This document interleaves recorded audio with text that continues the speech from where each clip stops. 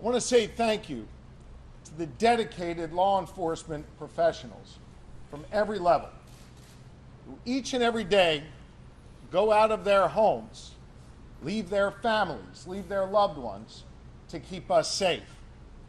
The public, over the last 13 days, has had a chance to see what excellence in law enforcement means, what true dedicated professionalism is all about. I couldn't be more proud to be standing up here today with these professionals from every level. And while they did extraordinary work, we had a tremendous assist from the public here in Chester County. I want to say thank you to the public for their vigilance. Thank you for the constructive tips that they shared. Thank you for remaining on guard. We recognize this has been a concerning and trying time for each and every one of you in the region. We want to thank you for your support of law enforcement and for your support of this effort that led to this capture today. I hope the good people of Pennsylvania, and indeed the folks all across this nation, got a chance to see how government is supposed to work, how law enforcement is supposed to work, where we all come together, where we focus on the mission. And while the women and men up here behind me may wear different uniforms and different badges, we were here with common purpose, and that was to apprehend this suspect and keep people safe. Leading this effort has been the Pennsylvania State Police. And I know I'm going to get booed by some of the folks behind me for saying this. I believe they are the finest law enforcement agency in the United States of America, and I could not be more proud to be the governor of this Commonwealth and to have the chance to serve in public service alongside these great leaders in the Pennsylvania State Police. Leading the effort for us is Colonel Christopher Paris, who did yeoman's work overseeing this operation together with Lieutenant Colonel Bivens. All Pennsylvanians, gentlemen, are indebted to you for your bravery, for your courage, and for your tremendous leadership. And with that, it's my honor to bring up the Colonel of the Pennsylvania State Police, Colonel Christopher Paris. Thank you, Governor. I would like to make a few brief comments. I'd like to dedicate those comments to the victims of Cavalcante and their families. At the end of the day, all of the people behind me here work for justice and for the victims. A close second to the people of Chester County. We appreciate your support, and we appreciate the dedication that you have shown us and the generosity that you have shown us. We are in your debt. This was a major operation. We know that it has affected your lives, and we're very much appreciative of that support. I'd like to thank the governor and his support of us, not only with his physical presence, but his work in Harrisburg on a daily basis. I'd like to thank the Border Patrol, Customs, the FBI, the Marshals, the ATF, our federal partners, the Chester County District Attorney, Deb Ryan, and her Chief County Detective, Dave Sassa. Our municipal partners, too numerous to mention here, in Chester, Montgomery, Delaware, and Bucks counties. We could not have done this without everyone. I would like to thank, from the bottom of our hearts, the members of the Pomar Lynn Fire Company. I know the media has been in and out of here. The hospitality that they have shown us, the logistics that you need to bring to bear in an operation like this, we would have been hard-pressed to do that without them being good hosts to us. Lastly, but certainly not least in any way, shape, or form, to the women and men of the Pennsylvania State Police, thank you. Thank you for your hard work and your diligence. This is my third manhunt with Lieutenant Colonel George Bivens. It's not lost on me that it was 9 years to the day yesterday for the Blooming Grove ambush. And in all of those operational cycles, there is no person who enjoys more of my trust and confidence. He was tasked with standing this operation up. My confidence in him is marrow deep. He is the consummate professional, and I would now like to turn it over to Lieutenant Colonel Bivens to give you the operational rundown of the capture of Cavalcante. Lieutenant Colonel Bivens.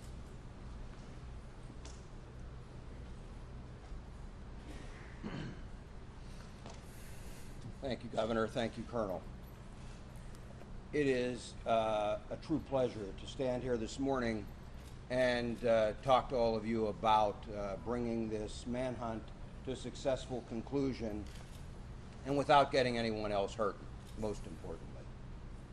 None of this would be possible without the support of this team represented by members of various agencies standing with us up here, by others standing throughout this fire hall, and by still more who are out there in the field. So let me give you a few details about how this unfolded. As you know, we have been working most recently in a perimeter established in northern Chester County. Last night, shortly after midnight, a series of events started to unfold. First, we had a burglar alarm at a residence near Prizer Road within the perimeter.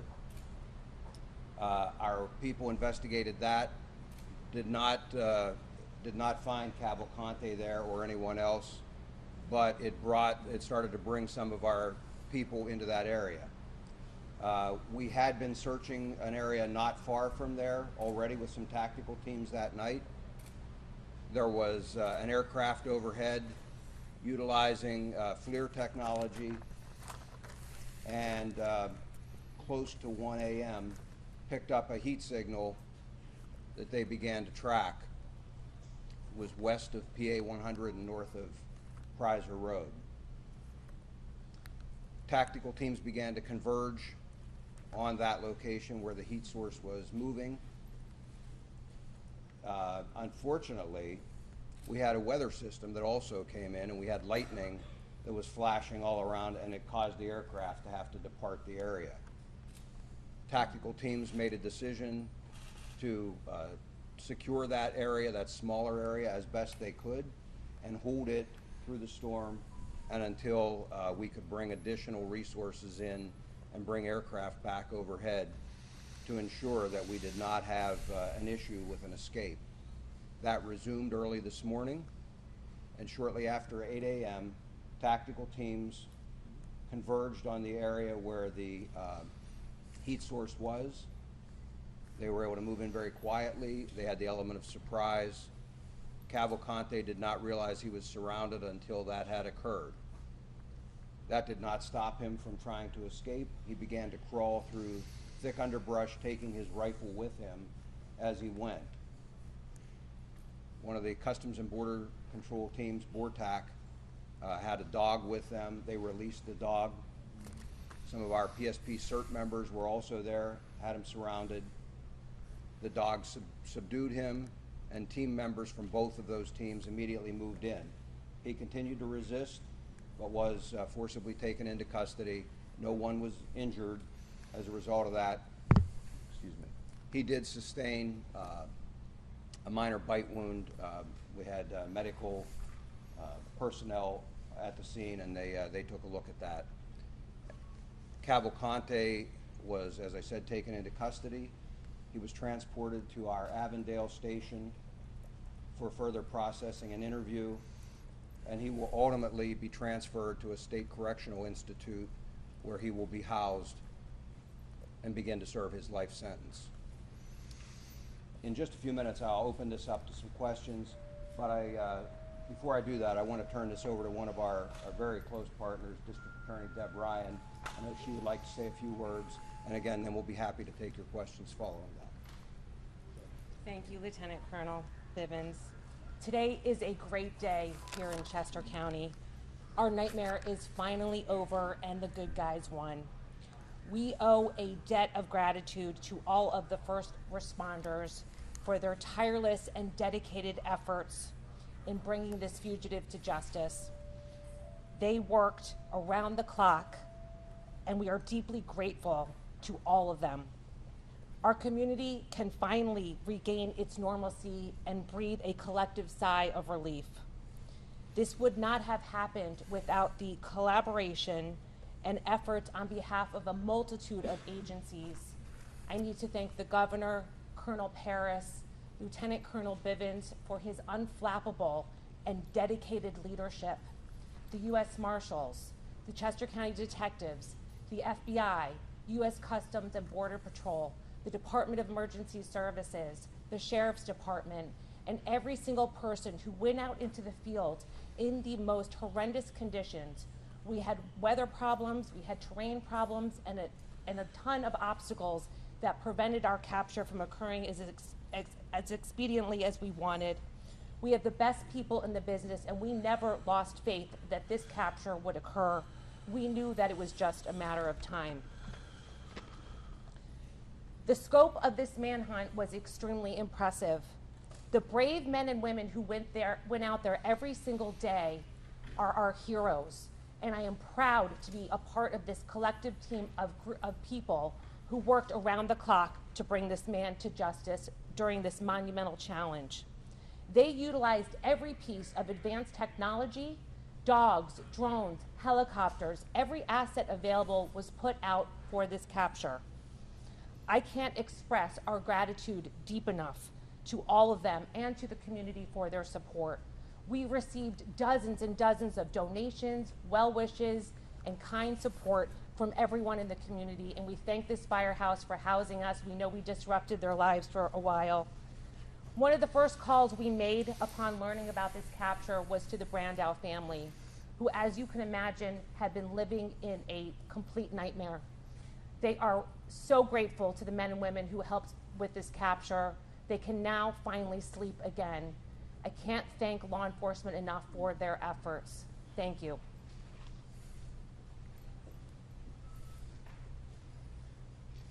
Okay, with that, Regarding- we're happy to jump on take in your real quick. questions. Yes.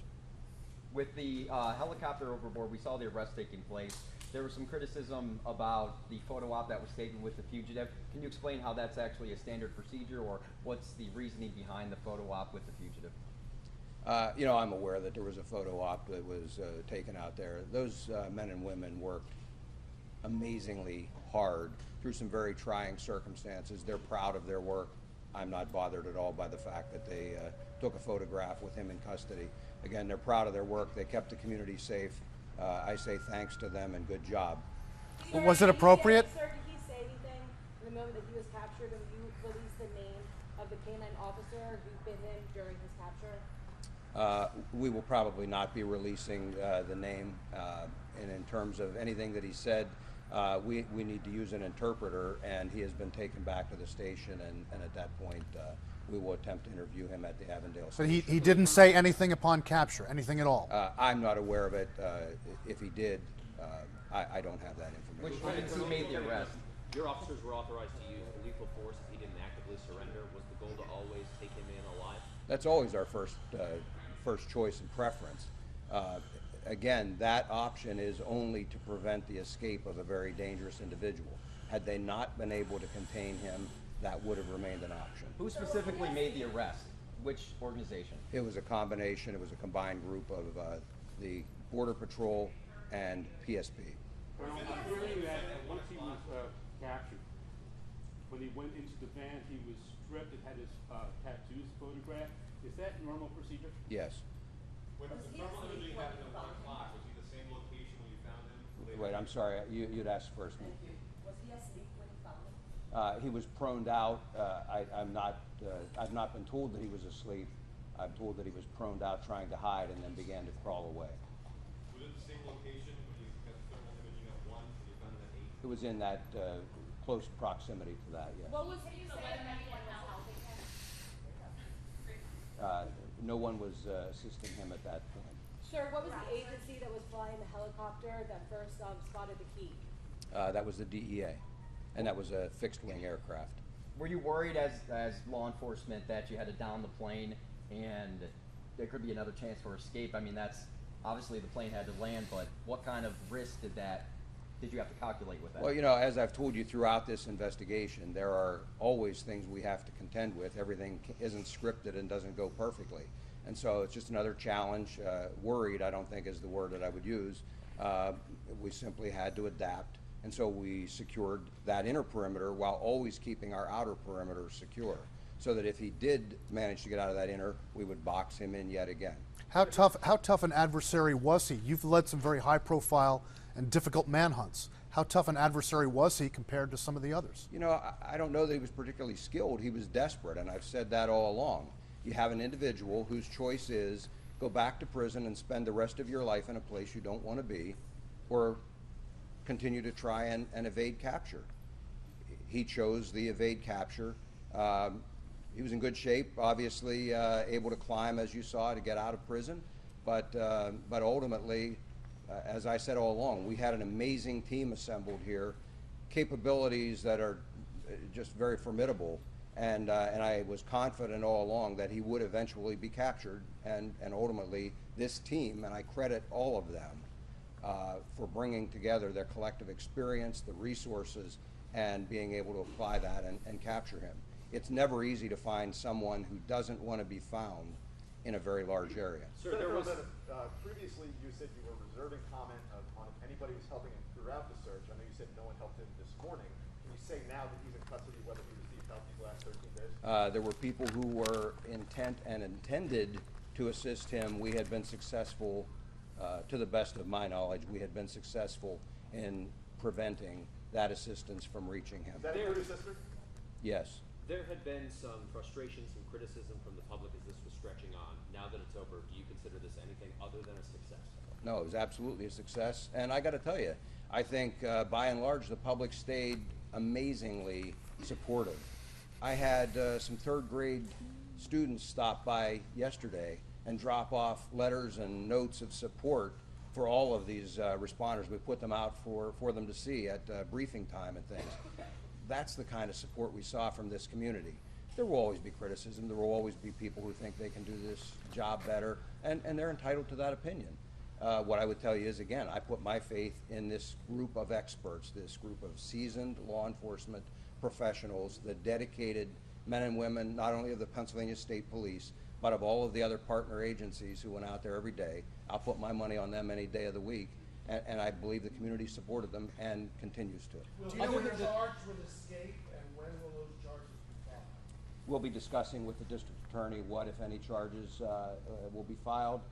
But for right now, again, there is a commitment, and he is going to begin serving his life sentence at a state correctional institution. He was his sister. She is in the deportation proceedings. That will proceed as had been initiated. Other than the rifle, what did Cavalcante got the Eagles? I'm sorry? Do you know where Cavalcante got the Eagles hoodie from? I do not. other than the rifle, what did he have with him? Did he have anything else?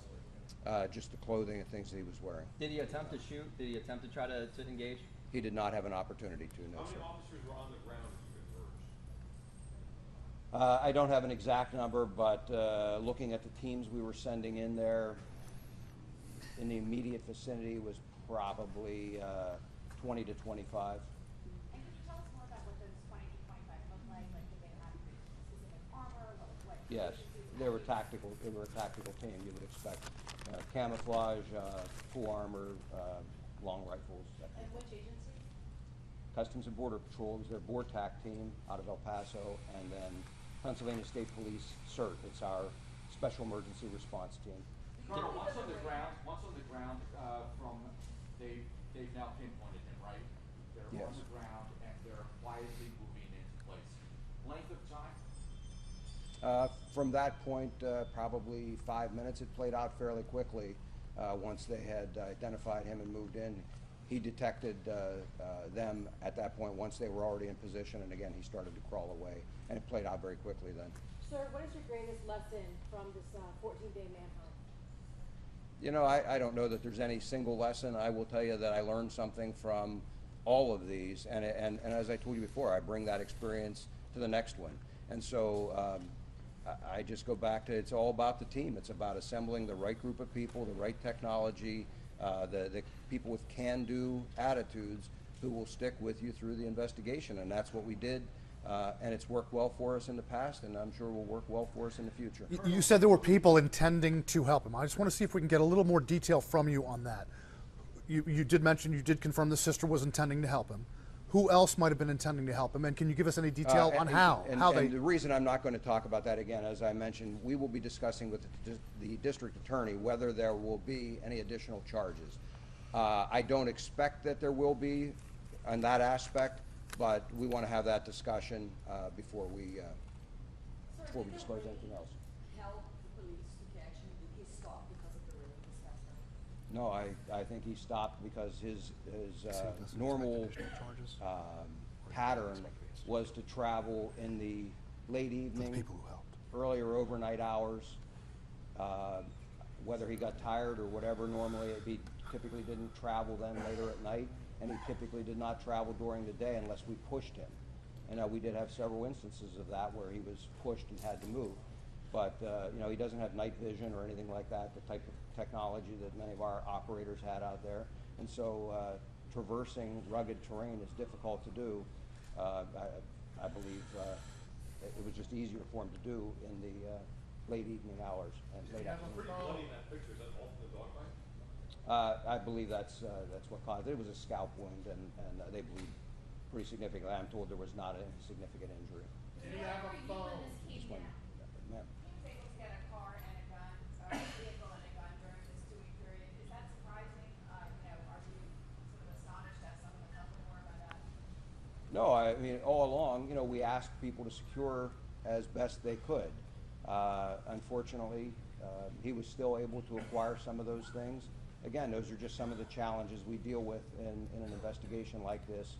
Our people rise to those challenges, and ultimately, again, he was Lieutenant successfully Colonel, captured. I know that you led the effort also in July earlier this year when that person escaped using bed sheets. It was the chocolate lab that ultimately led to his arrest, and now here we are again. You're talking about a canine moving in and basically disabling Cavalcante.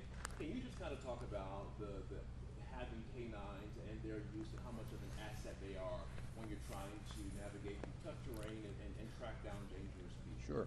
I mean, in the case of Tucker, he was kind of a civilian. I would say we deputized, and brought him in. He's now an honorary member of PSP, but lab. But he was not involved in this. That was in Warren that this gentleman was referring to. Just dog in this case? I believe it was a shepherd or a Belgian Malinois. For those of us who aren't familiar, Just 1 minute, if I can come back to this gentleman, I apologize. In any event, canines play a very important role, not only for tracking, but also for, just like in a circumstance like this, safely capturing someone. Far better that we're able to release a patrol dog like this and have them subdue the individual than have to use lethal force. And so, again, our preference is always to use other means. Canines play a very important role. Can you give us... those of us who aren't familiar with the area, can you tell us a little bit more about where he was? It appears he's in front of a commercial building. Was he hiding within that building, or was He was in the wooded area, again, west of PA 100 there. I'm sorry, west of? PA 100.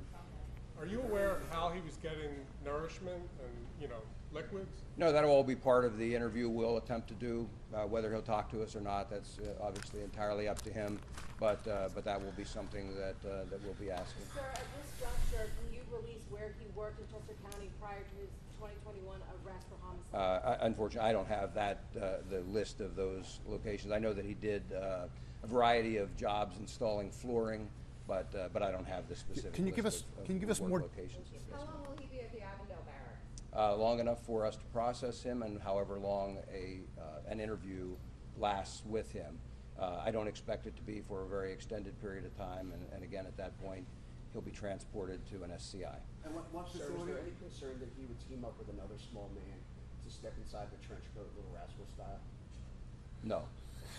Can you give us more detail on the actual encounter with the dog? Did the dog tackle him, bite him? Again, I didn't see this specific capture. What I would tell you is the way those dogs are trained is to simply go to the person. They will grab whatever is closest for them to grab, and then they are trained to detain that individual. They don't just keep biting and releasing or trying to cause additional injury. They simply grab onto and try and hold that person in place until officers can get there. So that's why they're never released, at some great distance or unsupervised. There are officers close by who can then move in. The handler can immediately pull the dog back off of they give him a command, pull the dog back off, and then officers take Did he over. fight the dog? Did he resist the dog? He did. He did. I don't have the name. Two questions was there any body cam footage or doggy cam footage in the situation of him getting the rest, anything happening? Not that I'm aware of. And then secondly, Border Patrol, are they here to speak? Yes. Can we talk about the expertise of Border Patrol being here to make that arrest? What your experience played and how that made if you could step up? Sure.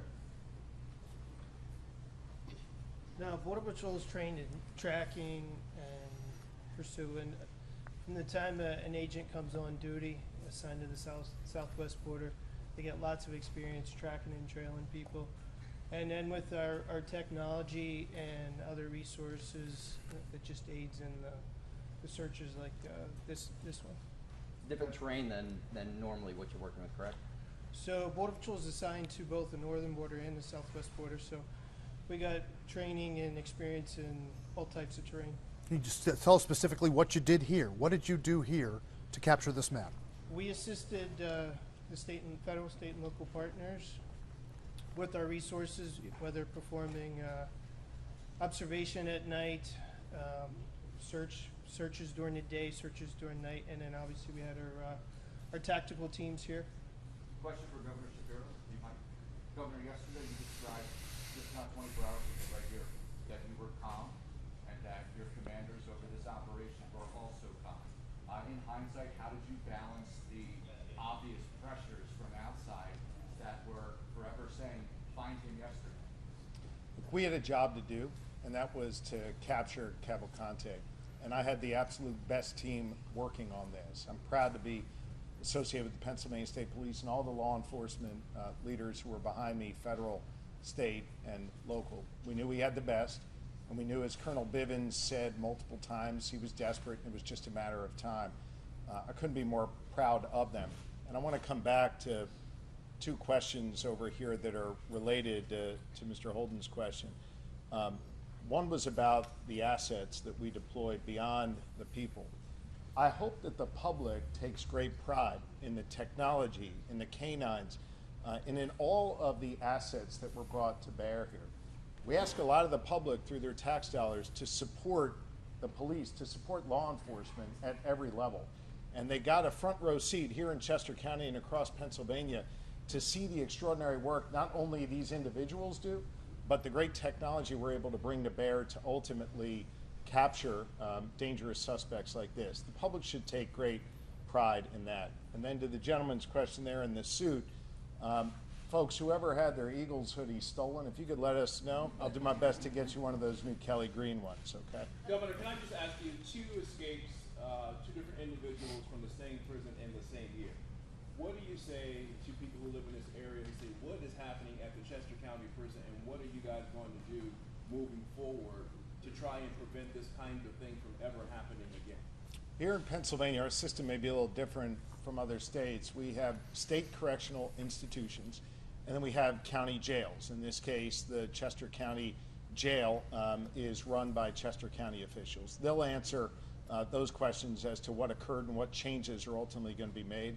Certainly, the State Department of Corrections will be here to assist in any reviews or in any other work that they need done to make sure that that facility is secured. They obviously have a lot of work to do there, and I'm confident in the leadership of Chairwoman Moskowitz and District Attorney Ryan and other leaders in the county. They'll get that done. Can you put a dollar figure on the search? How much did this cost? Is it estimated that the cost of the manhunt is about $1 million a day? I can't put a price tag on it. We'll do our best to make sure that whatever can be tallied up is and is shared with the public.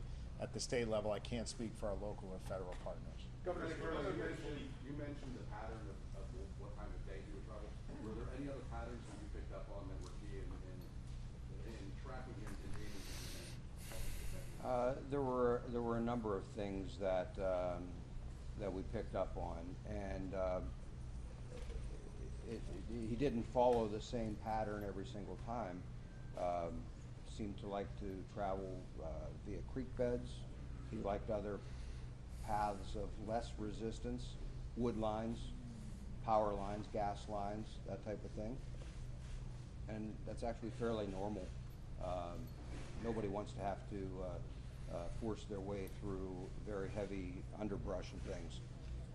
And again, I mentioned the time of day, but all of that combined with some outstanding work and technology is really what brought this to a Lieutenant successful Colonel, so conclusion. many people in Chester County are grateful for your efforts. I know you mentioned on Friday you were asked about containment and capture. Ultimately, that tactic was successful.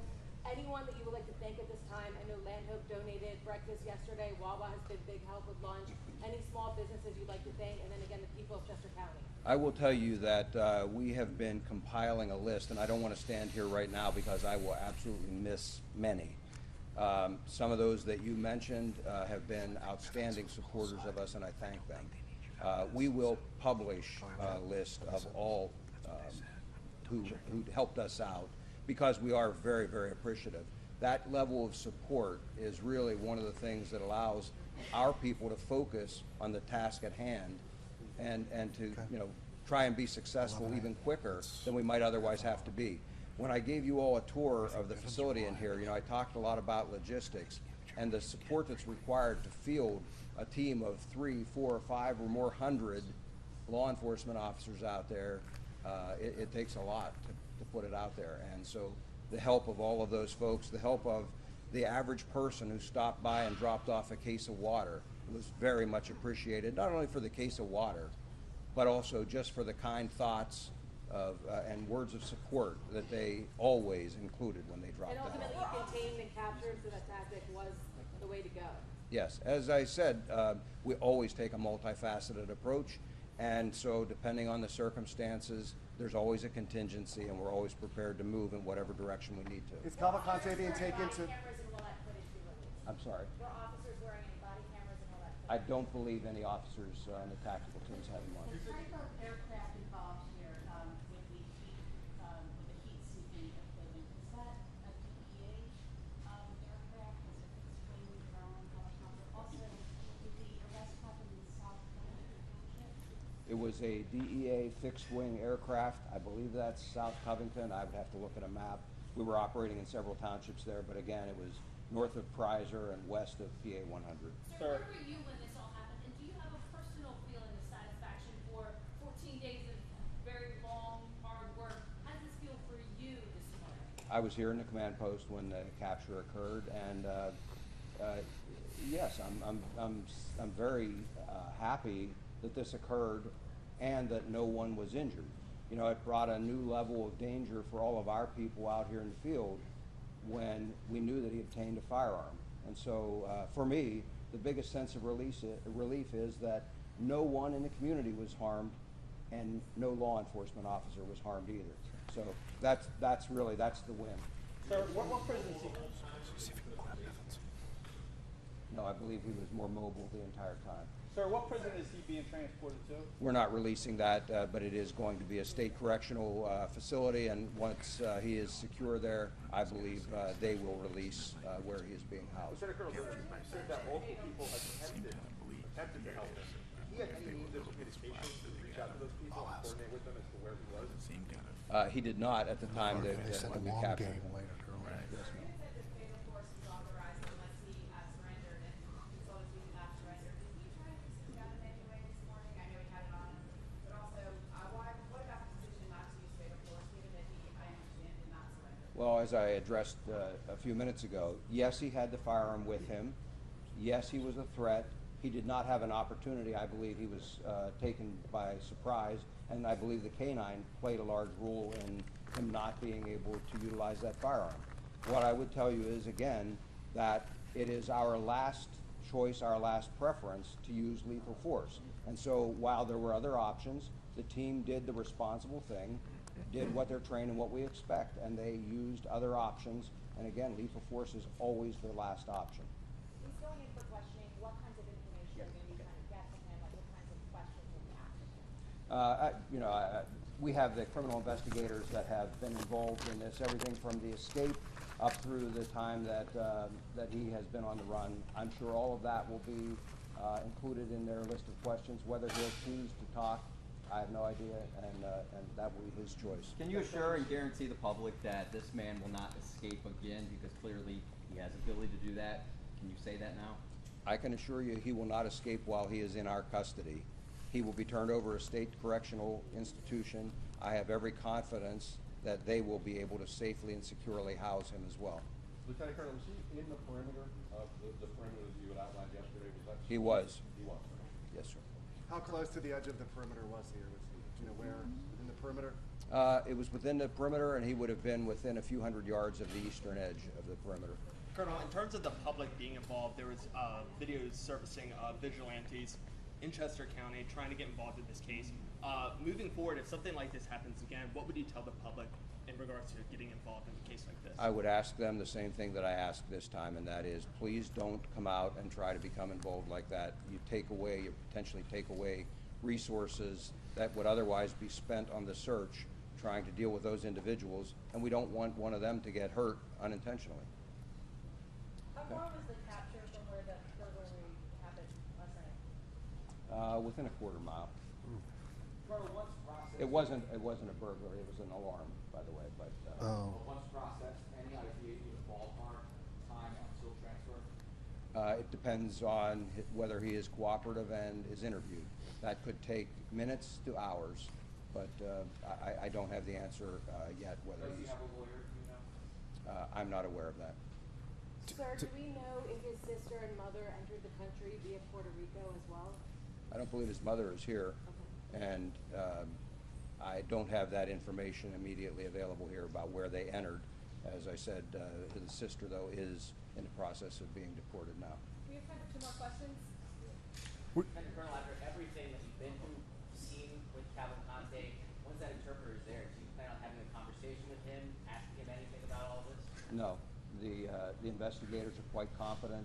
They'll gather the information that we believe is important if they're able to, and I'm confident that everything we need will be gathered in that way. There's no reason for me to have a personal discussion with him. What's your message to anybody else who tries to escape? Well, I think it's a very bad idea, obviously, and we will be here should something like this occur again. We'll put the team back together, and we'll be right back out after them. Okay? Thank you all. Thank you, everybody.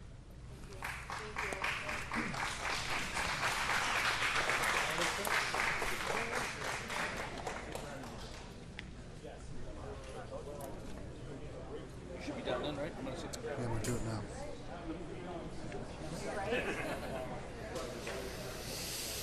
They got the alarm, the heat seeking, the thermal imaging picked up a trace. Then That was the burglar alarm. Was all up. hold on, Are you hearing the show? I will be in a second.